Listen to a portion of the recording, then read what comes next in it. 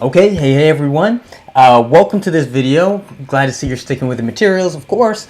I wanted to shoot this follow-up video to the previous video. This was not a part of the original core curriculum, but having taught this for some time and getting that feedback and seeing which students are doing deals and those who are not, there's certain things that kind of pop out at you. So I wanted to shoot this very quick supplemental video to kind of stress some issues from the last video where we talked about selecting your target market. And what I found that while most people are doing this, it's kind of an afterthought. So it's more or less, well, I think I'll just choose that market and not too much thought goes into it. So, take some notes. There's just a couple things that I wanted to kind of pull out and stress from the previous video on why this is just so important, okay? And just to be clear, I'm not saying that you can only wholesale in one market, but I'm saying for the vast majority of you, you want to start very focused. You want to start with that one market, and then slowly over time, we'll go ahead and expand. So a couple points I just want to go through, kind of flesh out some things from the previous video in the core curriculum there, and then we'll talk about a couple points there, and then I'm going to talk to you about basically the three options that you have available, and then we'll talk about some JV stuff. So let me pull up some notes I have here, and we'll jump into this.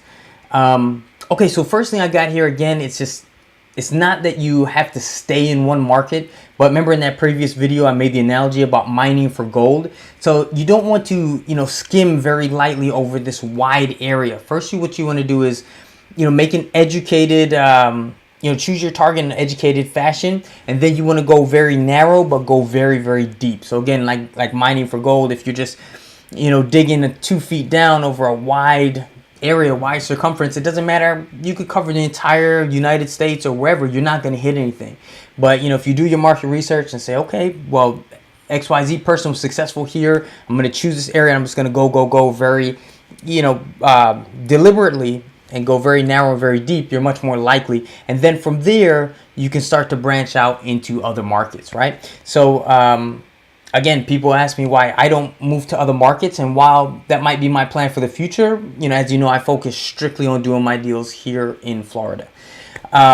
So here's where we can start with the bullet points, okay? So when you're selecting your target market, if you're going to be doing a local market, not the virtual wholesaling, which is also an option, there's some stuff on that in later modules, and then I'll touch on it briefly at the end of this video. But what you want to do is look at towns and cities within a 100-mile radius. And then you want to make a list of these towns and cities. Just go ahead and write them down. So that'd be step one. Step two, contact some realtors. You can find them online, talk to them, ask a lot of questions. And what you can do is you can ask them to send you information. A lot of the reports that realtors get, they're automated by their various systems, and so they can give you a lot of good data, a lot of good detail on your market strength, number of sales, cash versus retail, things of that nature. So just go ahead and ask those questions and make sure you get that data. Another thing, you really want to stay out of war zones, areas that have fairly low crime, or just not excessive. I mean, obviously there are deals that can be very cheap in certain areas, but it's kind of a reason why. So you want to get moderate homes that are relative to your state. So for me, the sweet spot that I have down here in South Florida, or more specifically Southeast Florida, which I primarily do Port St. Lucie, Palm Beach County, Broward, and then Dade. The sweet spot for me is about 100,000 to 250,000. But again, this really depends on where you are, because some places, like, I have someone in Alabama, you can get houses for $5,000, and that's considered relatively cheap. Here, $50,000, a lot of places in my market, pretty cheap. But if you're doing this in New York or spots in Cali, it's going to be a lot more expensive. So just kind of, you got to get a feel for that. Next thing you want to do is hit up Craigslist and hit up classified sites and try to understand not only how much wholesale deals are going for, how much retail deals are going for, which again I go into in the further modules, but understand how much houses rent for. And then another good rule that you probably want to write down is that you want to get stuff that's no more than 100 times rent, or about 1% of the purchase price. So just to give you an example, right here, Wellington, a lot of the houses, that's where I live, a lot of the houses go for $250,000 to $400,000. But then these houses rent, maybe like $1,600. It's kind of on the low end, but that's almost 200 times rent. So obviously there are exceptions to this rule, but that's typically not the sweet spot for most markets. So again, it can be done. You can carve a little niche out of this, but for starters, I want you to kind of stick to that formula of 100 times rent. And then remember, that's on the like I said, 200%. So that's the higher end. On the lower end, you have places around here like Riviera Beach, Belle Glade, some areas of Fort Pierce. And these houses, they go for maybe $50,000 and they rent for, let's say, like $500 a month.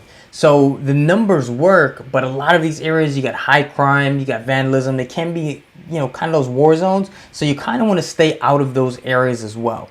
Now, a good areas for me, again, as an example, towns like Lake Worth, Boynton Beach, you can get houses for about $100,000, and then you can rent them out for about $1,200 a month. You can also check out that Section 8 website, and that'll show you what Section 8 is paying. That's another good way to gauge, how much these properties are renting for. And then when you're in that little sweet spot of about 1% of the purchase price or 100 times rent, that's a really good area for the vast majority of you to be in. Also, you want to look for signs when you go through these neighborhoods, signs of families. So you want to look at playgrounds, public grounds. And then for those of you, again, who are doing this locally within 100 miles of where you live, you want to drive that target market often. I know we talked about this. We talked about using your Dolphin map and stuff like that. But don't overlook this. Spend some time there. Stop in at the mall, go into local, grocery stores, library, talk to neighbors, ask a lot of questions, okay? So once you've done that, again, you've got your list of towns and cities and stuff like that. Now I want you to, to use some of the online resources and stuff. So again, I've got my site, cashbuyersdirect.com.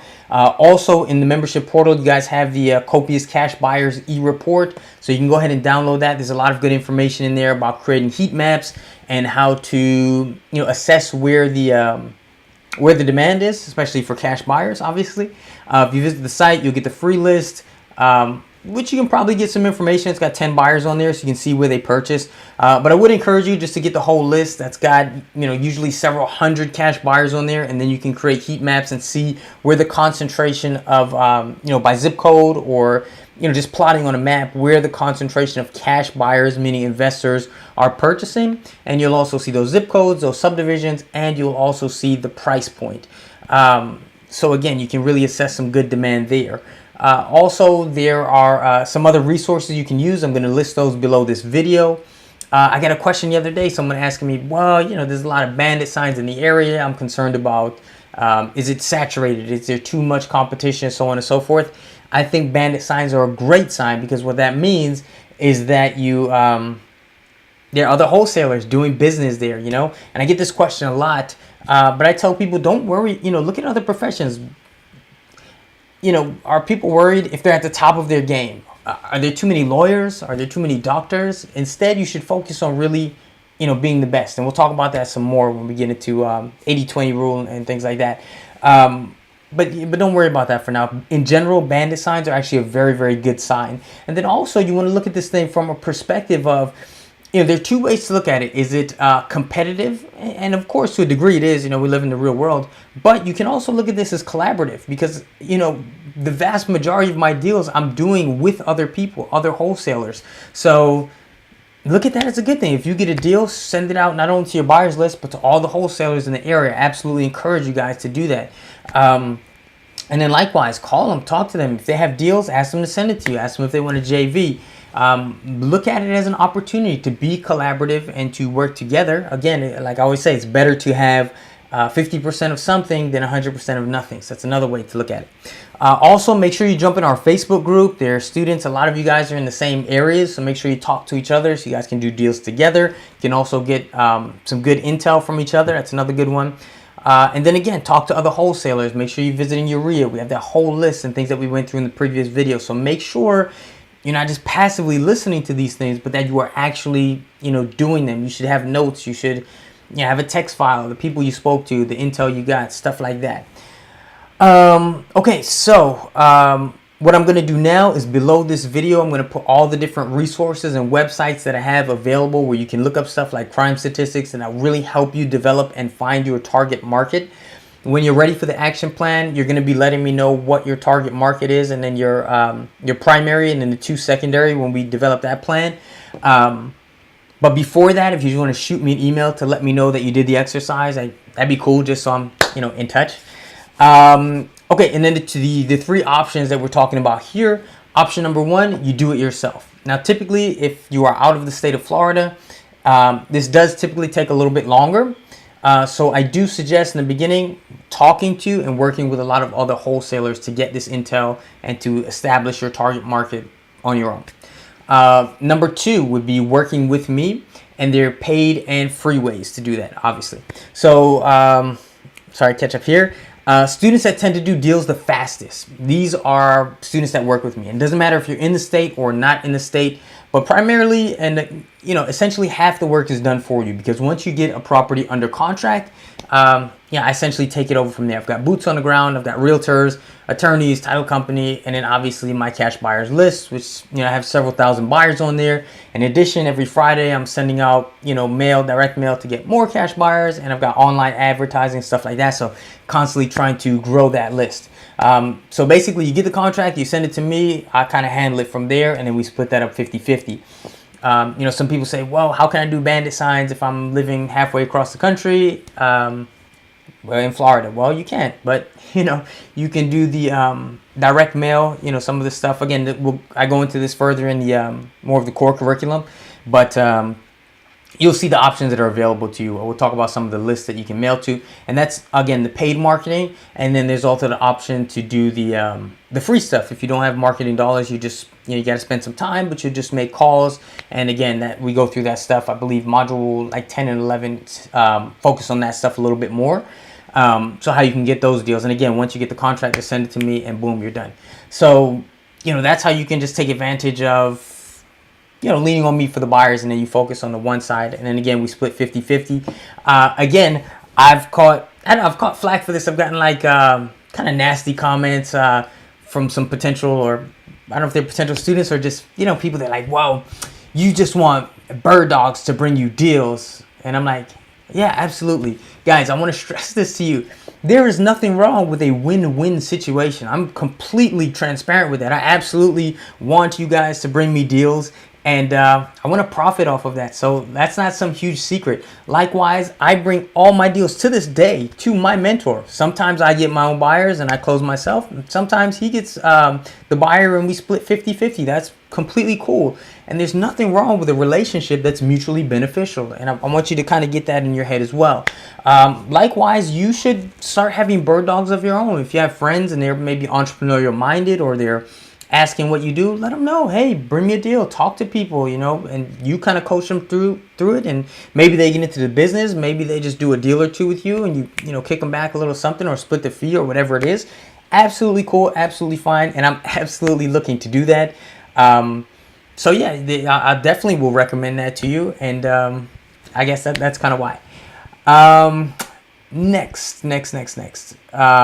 So again, yeah, that's if you're working with me. Also, if you're working with me, and you kind of want to do that as your primary thing, especially for now, if you're newer especially, shoot me an email, let me know, and then as opposed to having to go out and do all of the market research on your own, I will send you basically my criteria of deals that sell very, very well. So I can just tell you, hey, if you find a deal in XYZ zip code or in Boynton Beach or wherever for $100,000, I got buyers that'll take it. And then so you don't really have to do that research. You just have to, I give you the exact criteria. It's a fairly lengthy list.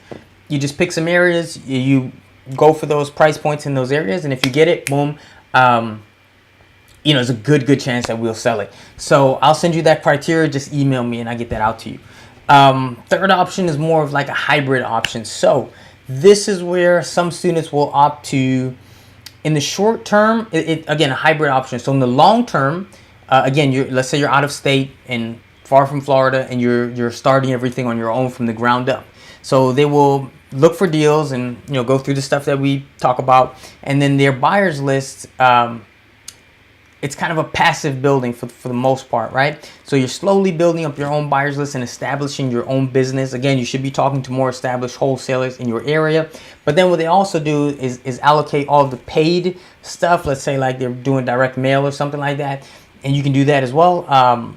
In their market where they ultimately want to be for, let's say, the next 20 years, you decide you're in this for long term, you're going to do it in your hometown, you're not moving, whatever. you do that. But if you need some quick cash, then what they do is they do the free stuff, the phone calls, and say 10 offers a day, or again, using ReFax or some of the CRMs that I recommend. They do the free stuff in Florida, and then when they get the contract, they send to me. I kind of handle the buyer, so then they can get some quick cash, to inject into the business from me. And then, obviously we learn along the way, and then, put that into the business on the home base. A little scattered there, but hopefully that makes sense.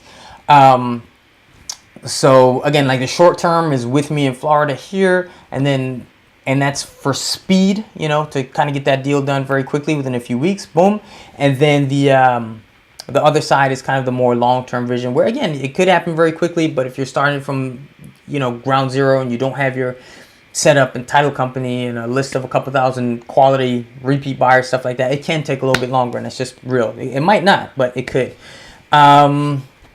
So I think that's pretty much it. Again, below this video, take a look. I'm going to put all the resources where you can find all statistics and how to do heat maps and crime and all this other stuff I got for you. And I think that's it, man. Like I said, this video was just meant to kind of supplement and tell you, look, put the time and the effort into selecting your target market now, because even if it takes you, a couple days, or you do this over, you have a strong idea within a couple days, but you flesh it out and just confirm over the next week or two or whatever, it's going to save you a lot of time and a lot of money, like exponentially in the long term. Ask me how I know that, right? So yeah, just from here, remember to keep in touch, keep emailing me, and keep kicking with these core curriculum. Finish that up as fast as possible so you can let me know that you're done, and then we move to the next phase. So hope you took some notes. Jump into the next video. I'll talk to you guys soon.